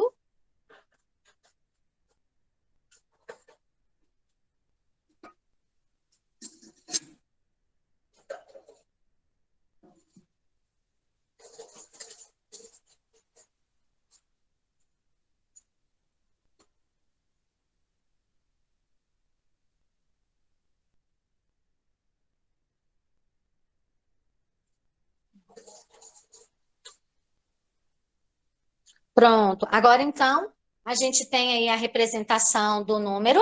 Eu posso fazer o desenho. Aqui a gente também tem a opção do uso da sapateira, né? Que é muito comum. Eu tenho uma aqui na parede.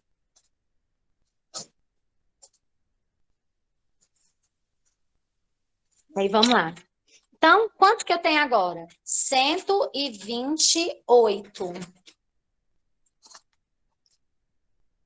Então, agora eu coloco de novo a minha casinha, né? Centena, dezena e unidade.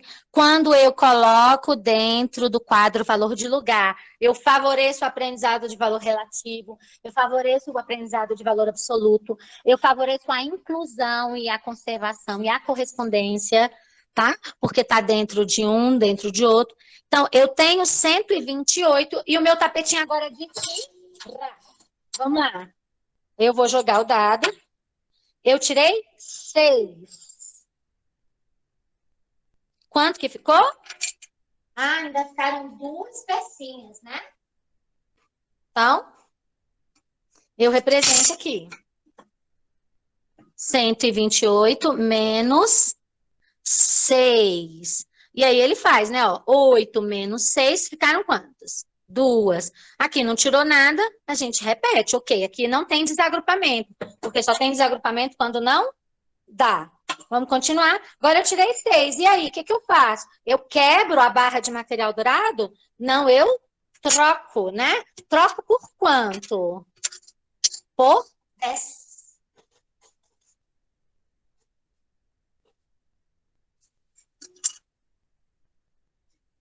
Então, aqui agora,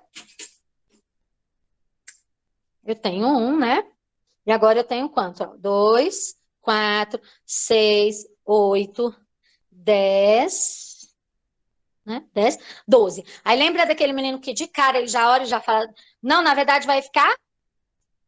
Quanto que foi, gente? Desculpa, que saiu no dado?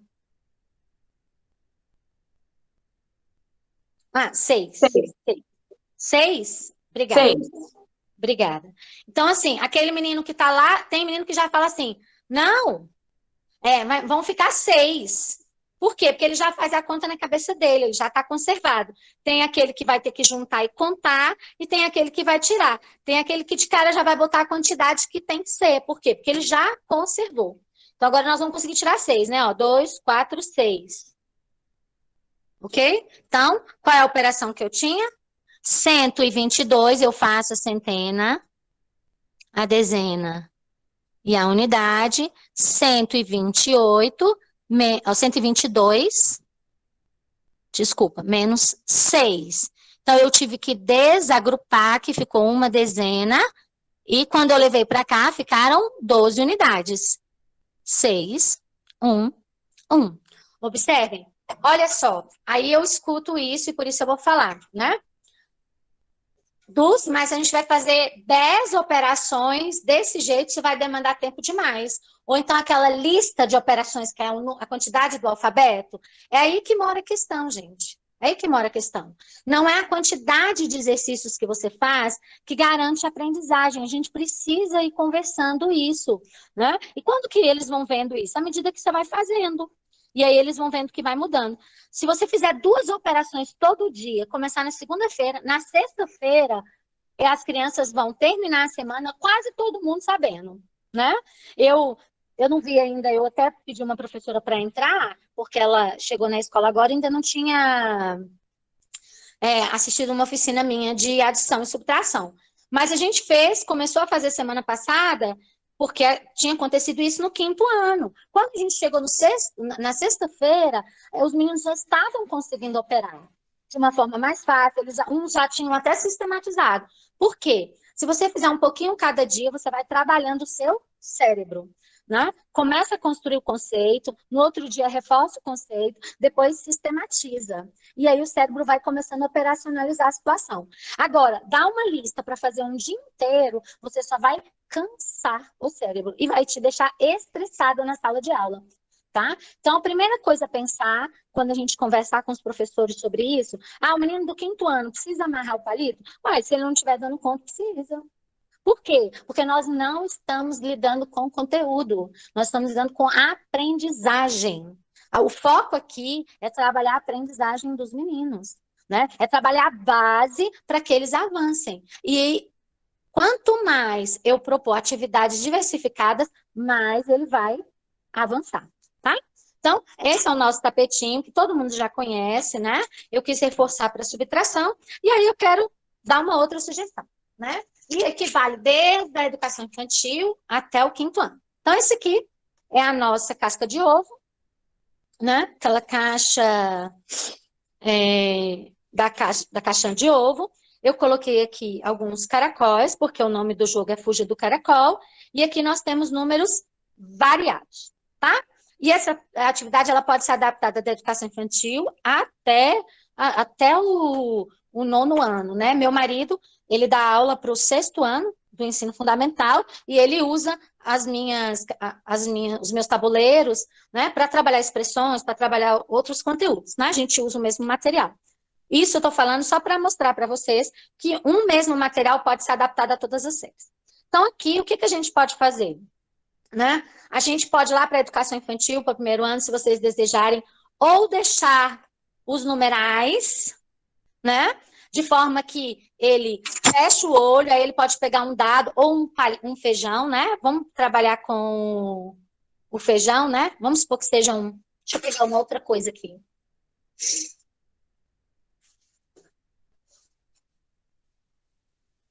Um pino, né? Então, assim, a criança fecha o olho e ela joga aqui. E aí caiu dentro da casa 27. Então, significa que ela vai pegar 27 palitos ou 27 no material dourado. Se for lá na educação infantil, a gente pode colocar números menores, tá? 7, 9 e tal. Vai pegar. Ou outra opção aqui é a gente colocar a quantidade e a criança ter que representar com algarismo, tá? Espera aí só um pouquinho.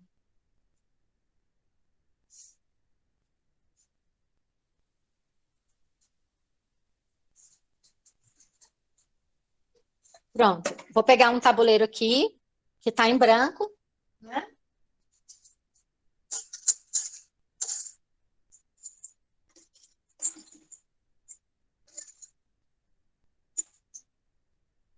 Eu posso, inclusive, colocar objetos separados. Aqui eu posso colocar coisas diferentes para depois eles separarem quantas moedas eu tenho, sem o valor da moeda, tá, gente? Então, a criança fecha o olho e ela joga aqui. Ah, quantas moedas tem aqui dentro? 3. Então, qual numeral você tem que escrever? Ah, e aí ela vai lá, vai pegar o 3, tá?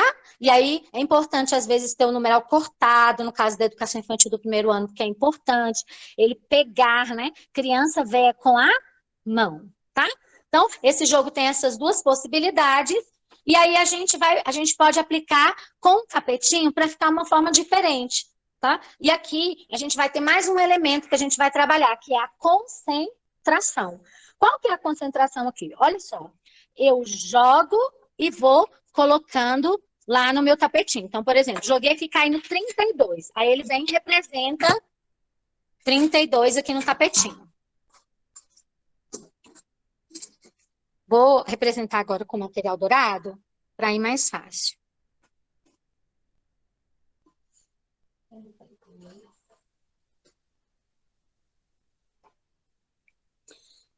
Pronto. Então, eu ganhei 32. Agora eu vou e jogo de novo. Ixi, caiu no 10. Então, agora eu tenho que pegar mais 10. Tem menino que já vai direto lá e já põe aqui, né? E tem aquele menino que a gente já sabe que não conservou, que a gente precisa de fazer intervenção lá na hora, que ele vai colocar 2, 4, 6, 7, 8, 9, 10. Só que aqui, olha só, presta atenção para o jogo do caracol. Você não vai lembrar a criança que ela tem que agrupar. Então, aquele menino que ainda está ficando perdido no processo e não está agrupando, ele tem que ficar atento, tá? E agora? Aí o menino continua desse jeito. Tem aquele que agrupa e tem aquele que continua aqui. É aqui que o jogo do caracol vai ter mais um recurso. Por quê? Toda vez que ele cair no caracol, ele perde tudo que não está agrupado. Aí é a hora da intervenção. Olha só, aqui você teria perdido 2 se você tivesse agrupado. Mas se você se você tivesse agrupado, você tinha perdido só 2. Mas como você não agrupou, você perdeu 12. Tá vendo?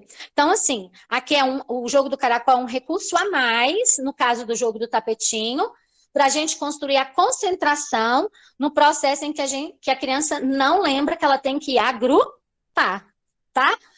Quando vai representar aqui, ela tem mais facilidade de perceber?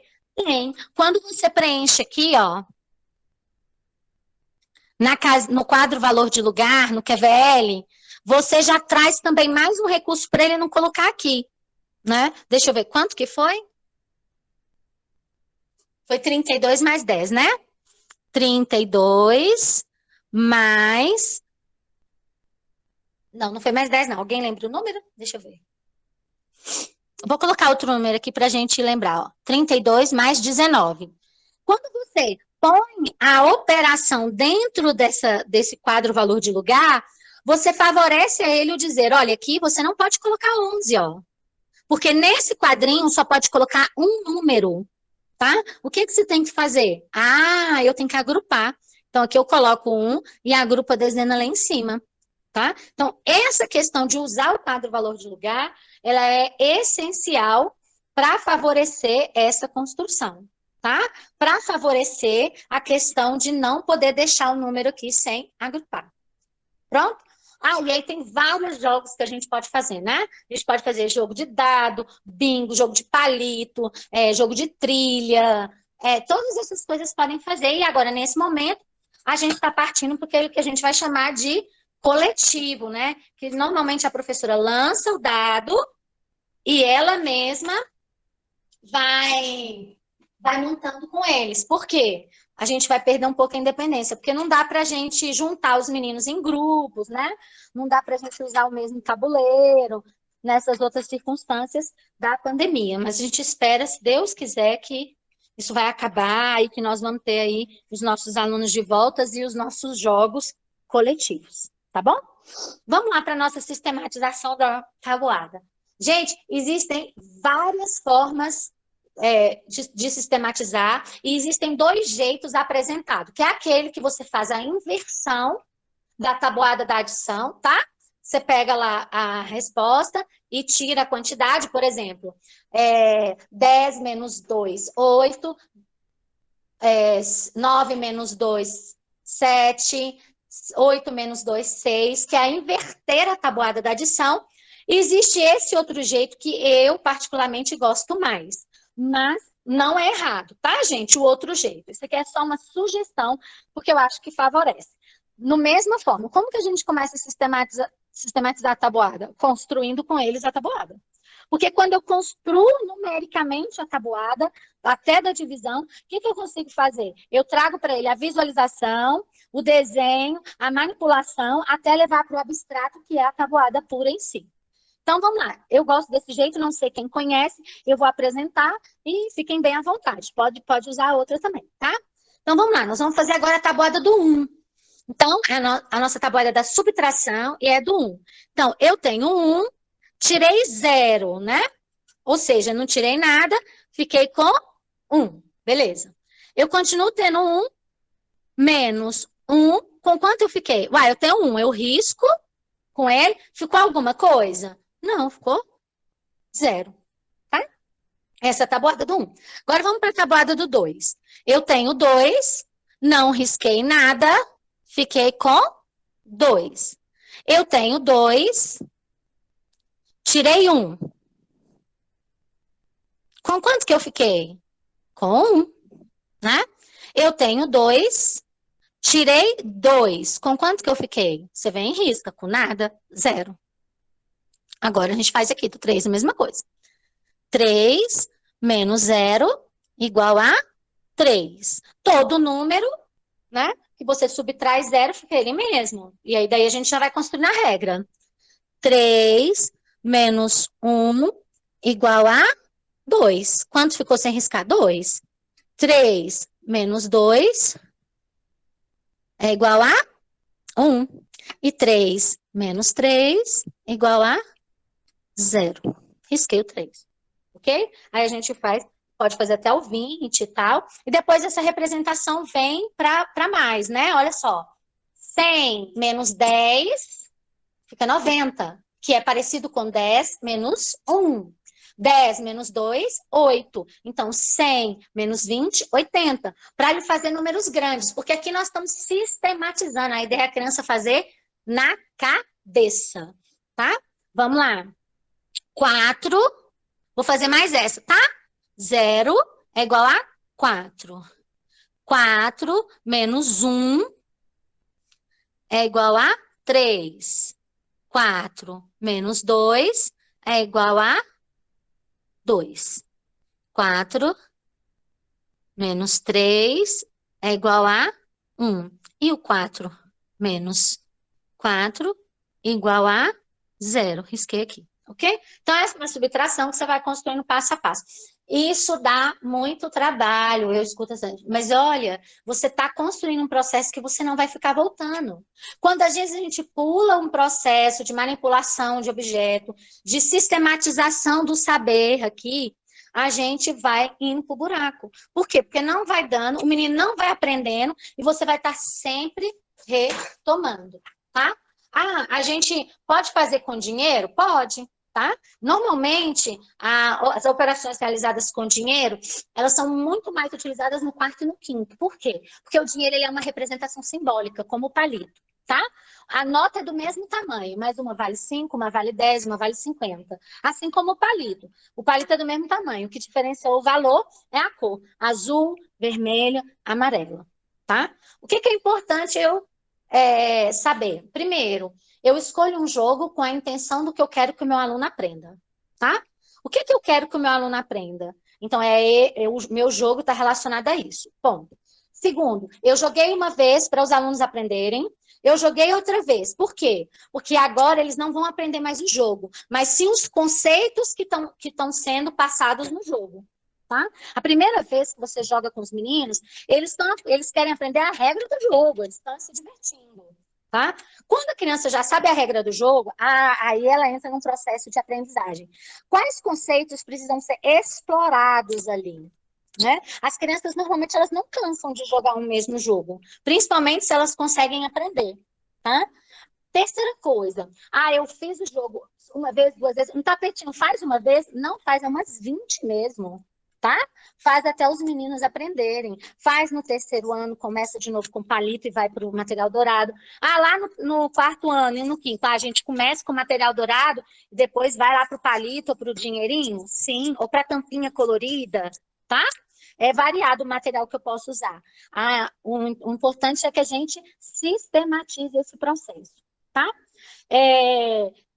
Além disso, na intencionalidade do que eu faço, trazer o jogo para que eles aprendam o jogo e depois para os conceitos e depois amarrar o jogo.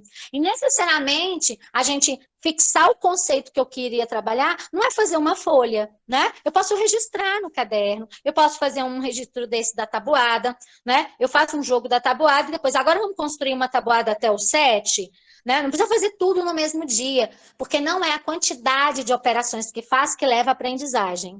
Tá? Até porque o cérebro precisa assimilar, ter um espaço, acomodar e sistematizar. Tá? E é importante sistematizar? Por quê? Porque se a gente não sistematiza um saber, o meu cérebro tem que pensar toda vez que vai fazer. É como dirigir. Né? Quando a gente aprende a dirigir, a gente fica pensando, não é assim? Agora eu tenho que pisar na embreagem, agora eu tenho que passar a marcha. Não, agora eu tenho que dar seta. O meu carro é automático, ok. Mas eu tenho que dar seta para virar. Eu tenho que ligar o pisca-alerta. Quando você vai sistematizando o processo da direção, isso é automático.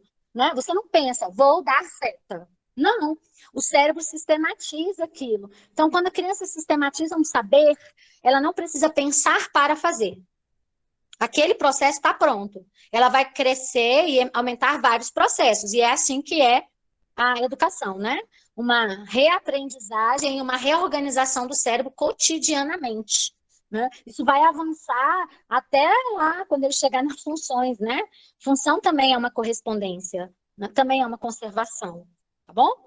Então, a minha ideia inicial era essa. Eu queria deixar um espacinho de tempo para vocês perguntarem para mim, né? Tirar alguma dúvida, alguma atividade que vocês não conheciam ou queria que eu falasse, né? alguma questão assim, eu estou à disposição de ouvir. E dizer que eu sou muito sensível a isso, porque, assim, pelo menos os professores que estão comigo, eles falam, você tá em sala, então, a vida inteira, né? Nessa escola mesmo, eu estava em sala, muitas coisas aconteciam. Então, assim, eu entendo que a gente fica aflito para aprender, para ensinar, eu entendo que a gente fica aflito para trabalhar o conteúdo, mas a gente precisa parar, refletir e caminhar. Se a gente partir da onde a gente acha que vai e não da aprendizagem da criança, a gente não efetiva o nosso objeto de trabalho, que é a aprendizagem. O currículo e o conteúdo, ele é um instrumento para a gente alcançar as habilidades, né, e as aprendizagens que a gente precisa com os nossos estudantes. E eles estão muito carentes de aprendizagem, né? Porque eles estavam em casa, alguns não tiveram nenhuma intervenção. Então, assim, mais um momento, né? Eu sou professora, eu estou escutando muito isso no meu 5º ano, eles estão sofrendo muito. A gente é professora do 5º ano e os meninos não sabem fazer um reagrupamento. Eu falo, gente, para começar, eles fizeram o 4º em casa e metade do 5º em casa. Então, a gente caminha aí para valorizar o nosso saber e quem a gente é, a importância do professor, né? Que em casa não é a mesma coisa do professor. Tá bom? Quiserem perguntar? Bora. Se tiver ficado alguma pergunta que eu não respondi aí, Elisângela, me ajuda aí, me lembrando. Tá, Raimunda, seu microfone está desligado. Não, só reforçando aí a última fala da professora, é exatamente isso que às vezes a gente verifica. E aí eu vou citar só um exemplo para dizer que essa fala é bem pertinente à nossa realidade. Nós tínhamos em 2019 uma equipe de supervisão e coordenadores que preparavam oficinas assim bem práticas como essa que você está nos propondo hoje, né? De antemão, já gratidão pela oportunidade. E, de imediato, os professores tinham um certo receio em usar essas estratégias, porque diziam exatamente isso, que davam trabalho. Então, ficavam ali 1 bimestre, 2 bimestres, às vezes chegava no 3º bimestre morrendo em cima dos algoritmos, né, e dessas quantidades formais, e as crianças não caminhavam, e era conselho após conselho, as mesmas queixas. Mas, pela insistência nossa em proporcionar essas oficinas, alguns resolveram experimentar, né? Professores do bloco têm uma aceitação maior, mas o do 4º, 5º ano, às vezes, acham que não é necessário, porque, né, as crianças já têm um nível de abstração maior. Mas, como a dificuldade era tamanha, resolveram experimentar, né, essas ideias, que não são receitas prontas e acabadas e nem servem para todas as realidades. Mas quando você conhece a sua realidade, conhece o veículo, né, o recurso didático, e entende, né, faz uma metacognição dele, você por você mesmo em relação aos seus objetivos de aprendizagem, ao conteúdo que você tem, à realidade que você tem, e você aplica em sala de aula, sendo esse mediador, você vê os resultados. Então, os professores chegaram, após 1 bimestre de uso dessas estratégias, a dizer: ai, graças a Deus, as minhas crianças avançaram com um simples tapetinho, né, em que as crianças tiveram, como você disse, que voltar para o palito, para o concreto, para o manuseio, para eles poderem sistematizar, né, esses conceitos, e aí depois partirem para as operações usando o algoritmo de forma já mais abstrata. Então, assim, vale muito a pena esses momentos, né, em que a gente bebe dessas fontes, não como receitas prontas, mas para nos direcionar. E a direção principal que a gente vê nessas oficinas, eu vejo aqui hoje, é dizer para nós, educadores, você tem que favorecer as aprendizagens, mas você precisa primeiro saber qual é a intencionalidade, né, de cada atividade que você propõe. Muito obrigada. Obrigada. Bom, essa é uma fala que eu acho que tem que estar presente. Não é que todo mundo vai aceitar, né? Porque a gente está na escola, a gente tem a diversidade, a gente tem uma quantidade de pessoas e cada um pensa de um jeito. Mas o que eu acho que é uma coisa que funciona, né? A primeira questão é a gente, de fato, ter a experiência de fazer, né? Eu vejo hoje na escola, como eu já estava lá e eu sempre gostei muito, a matemática ela é uma coisa muito, muito perto de mim, né? e eu gosto muito. Então, assim, muitas coisas eu já fazia, então, assim, muitas pessoas começaram a fazer também. Então, hoje, como na supervisão, eu vejo que eu consigo comprar 1 ou 2 no grupo, e daí a pouco o grupo acaba se comovendo, você entende? Então, assim, eu tenho uma equipe do 4º ano, por exemplo, aí eu tenho uma professora que é mais pronta ali a aprender, que está mais disposta a fazer diferente, de repente ela começa a fazer e ela começa a compartilhar que deu certo, e aí o outro se vê ali também sensível a fazer, né? E aí, daqui a pouco, o grupo está fazendo, né? E eu espero que é isso, que é essa questão de contaminar o outro por fazer. Segunda coisa é a questão do excesso. O que pega na escola é que é assim, ao invés da gente fazer um bom texto, uma boa produção de texto, né? A gente trabalhar um tema, explorar ali uma interpretação de texto na segunda-feira, fazer aquele tema. A explorar esse tema na terça, faz um texto, e a gente edita o texto, a gente conversa com os meninos sobre o texto, a gente está preocupado em fazer 2 ou 3 textos na semana. E aí a gente só vai repetindo erros com produções de textos com os mesmos erros, sem intervenção. Né? Então, é isso que eu tenho falado para eles. Gente, mais vale fazer um texto e editar este texto com as crianças, né? E ver o que está acontecendo do que fazer 3 textos. Não é quantidade de tarefa. Eu fico incomodada, né? Assim, primeiro porque eu sou fruto inicial de escola particular e o meu tempo na rede são de 13 anos, os outros 10 são lá. Com excesso de folha que roda. Aí eu penso assim, quando chega aquele tanto de atividade na minha sala, eu penso assim, gente, isso aqui vai partir da onde? Essa folha é para quê? Né? Então, assim, por que eu estou falando com a coordenação? Qual intencionalidade tem essa folha? Né? Vai só dar essa folha para o menino? Tem um jogo antes que sistematiza isso? Tem uma atividade de pular no pátio que sistematizou essa quantidade? Essa folha de amarelinha, tá no planejamento uma folha de amarelinha? E eu entendo o que a gente vive, porque, por exemplo, no primeiro momento, né, quando a coordenação passou a ser comigo, todo mundo estranhou. Uai, agora a gente planeja com a supervisora? Por quê? E aí, hoje, ninguém quer mais, para vocês terem uma ideia. A gente voltou para o presencial, eu falei, gente, agora a gente vai separar essa coordenação, porque eu não consigo coordenar mais com os 2 grupos. Durante o tempo online, a gente coordenou pelo Meet. Ninguém quer desvencilhar o planejamento. Ninguém quer mais fazer separado, porque a gente foi construindo um conceito de que planejar junto trabalha-se menos, constrói atividades mais efetivas, que quando está comigo, eu vou direcionando, isso aqui precisa retomar, porque isso aqui não é trabalhado aqui, porque a supervisão e a coordenação, ela tem a visão do todo da escola, né? Eu consigo ver o todo e falar, não, essa atividade não é adequada. E para que ela está solta, né? Aquela tanto de folha que se roda, né? Não sei se todo mundo aqui compartilha, aquele tanto de folha que eu olho assim, eu acho que isso é desnecessário. Ou então aquele tanto de atividade pronta, né?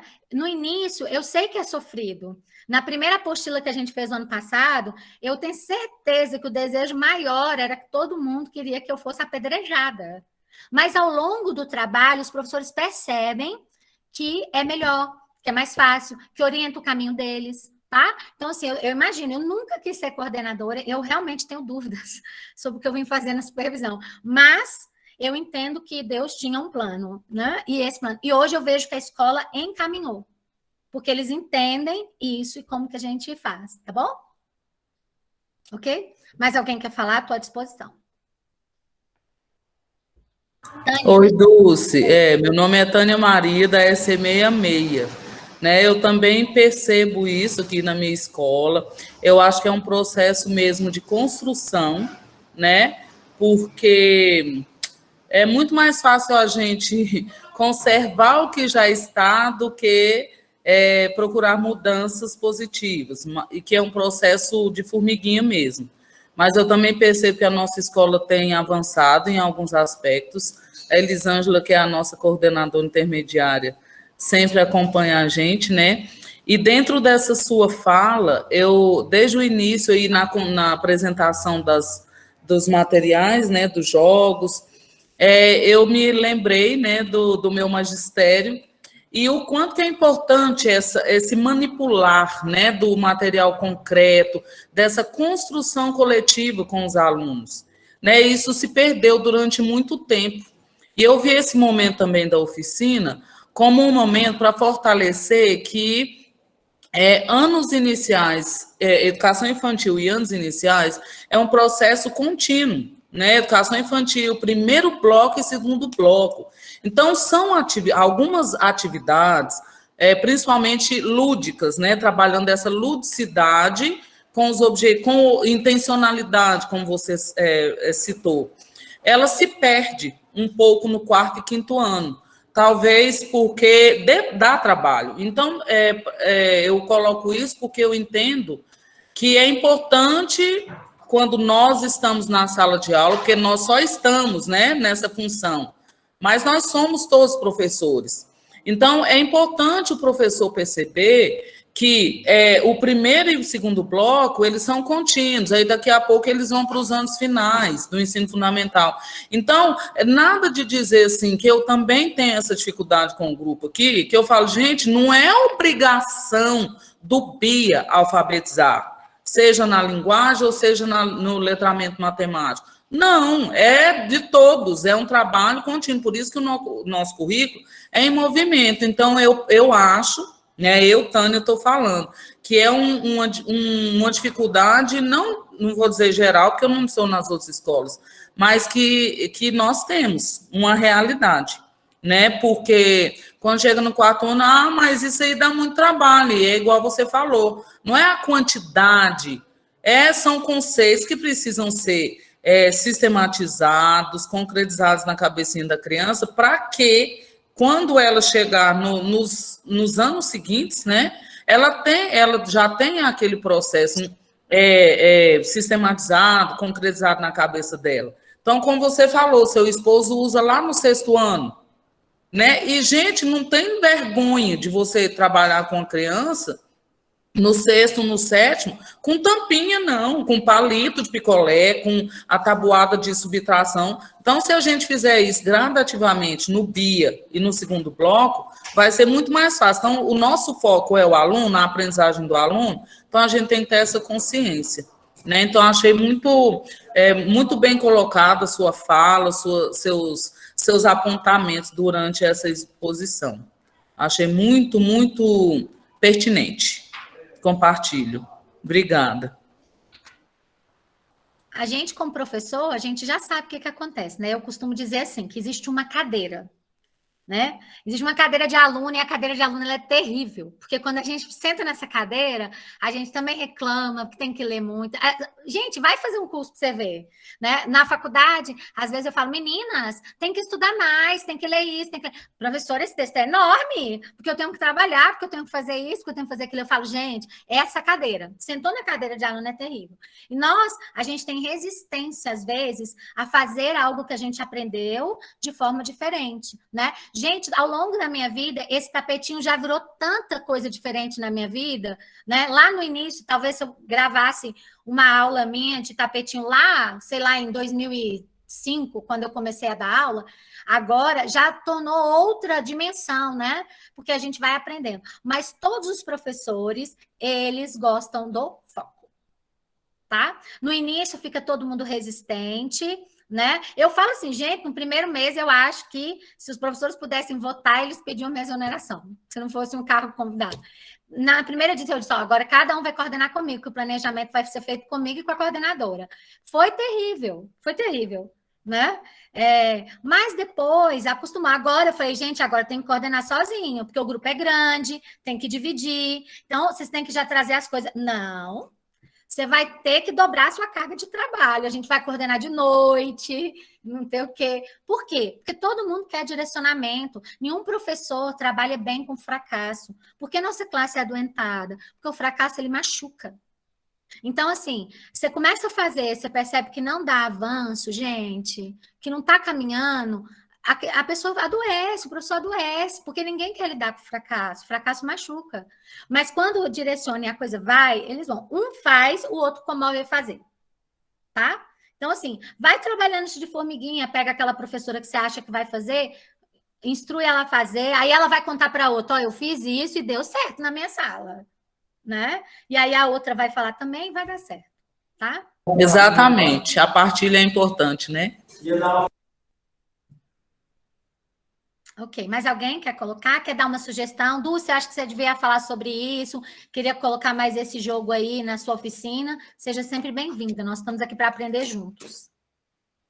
Enquanto o pessoal vai organizando aí o pensamento, e tem muitos elogios, Dulce, você deve estar acompanhando o chat aí de alguma maneira, você já percebeu aí que, para nossa felicidade, né, nós conseguimos alcançar o objetivo, que é realmente favorecer o aprendizado e fortalecer o nosso caráter formativo, né? Isso é muito importante. É para isso que nós estamos nas escolas, não é? Para ajudar os colegas, essa cadeira do aluno, né, que você acabou de falar, que ela machuca tanto, ela incomoda tanto, e nós continuamos juntos nessa parceria. E, a partir do momento em que nós nos dispomos a coordenar, nós precisamos buscar. E esse é um momento em que a gente busca, não é? Então, muitos pediram a gravação, nós vamos disponibilizar, mas nós não podemos deixar de dizer que a gravação por si só, ela tem um efeito, claro, mas a formação que o professor acompanha e, junto a isso, um coordenador que pratica com ele, faz um efeito muito maior. Nós sabemos que existem várias maneiras de aprendermos, né? Nossa mente funciona de várias formas, existem várias estratégias mentais para o aprendizado. E uma delas é o fazer junto, é o praticar. Então, coordenadores, nós não podemos deixar de falar sobre isso. Esse é o nosso momento, né? Nosso momento de mostrar que somos aliados no projeto pedagógico, no acompanhamento do trabalho pedagógico. É isso mesmo, o trabalho do coordenador ele faz toda a diferença no processo, porque nós estamos com o professor. Nós somos aquele professor que se dispôs a ajudar os que estão na sala nas suas necessidades. E essa é uma necessidade. O trabalho em matemática, ele tem se mostrado dentro da Ceilândia uma necessidade gigantesca. E é por isso que nós estamos buscando caminhos e agradecemos novamente a Dulce por nos ajudar. Nós sabemos que nós temos pessoas excelentes que realizam um trabalho, uma formação maravilhosa em matemática e a gente precisa buscar. E dentro da escola sempre tem alguém que pode ajudar. Um conhecimento específico, uma estratégia de trabalho diferente, e o coordenar também significa ter esse olhar e buscar essas pessoas e agregar conhecimento na escola, né? E a gente, enquanto esfera intermediária, a gente não pode deixar de falar sobre isso, né? Porque estamos entre coordenadores. Então, com relação à gravação, já disse a vocês, né, que ela será disponibilizada, mas não passem a gravação só por passar, aproveitem esse momento e estudem com seus pares, isso é muito importante. Não deixem de acessar o link disponibilizado aí no chat, tá? Para frequência e avaliação. E a gente também fica muito feliz porque um dos objetivos aqui também, ele já foi falado e já foi escrito, que é trazer a importância do estudo desse currículo. Nós precisamos estudar o currículo. À medida que a gente tem um conhecimento dessa progressão de aprendizagens, o trabalho da escola, ele se fortalece, ele se torna muito mais significativo. Não só para nós, enquanto profissionais, mas para os nossos estudantes. Porque eles veem essa progressão no aprendizado que vai acontecer naturalmente. Porque o trabalho do currículo está sendo realizado efetivamente. Então, assim, é muito importante que nós, enquanto coordenadores, nós tenhamos o currículo como um livro de cabeceira. A gente tem que olhar para ele, estudá-lo o tempo todo. Porque tudo isso que nós vimos aqui está no currículo. Tanto da educação infantil, quanto dos anos iniciais. Está tudo lá. né? E a gente tem que ter clareza que, em termos de documento, de preciosidade, de organização, o DF tem muito. Né? A gente pode ainda estar pecando aí na nossa prática e tal, mas o nosso documento, ele é um documento bem feito, o mesmo do MEC, os nossos planilhos, os nossos planos de educação, são coisas extremamente bem elaboradas, inclusive cursos que às vezes não trabalham na sua metodologia, né? Eu, particularmente, Dulce, sempre alfabetizei com o global, mas eu fiz um curso do MEC, aquele alfabetização baseada em evidências científicas, e ele foi um curso riquíssimo, mudou muitas questões que eu tinha, né?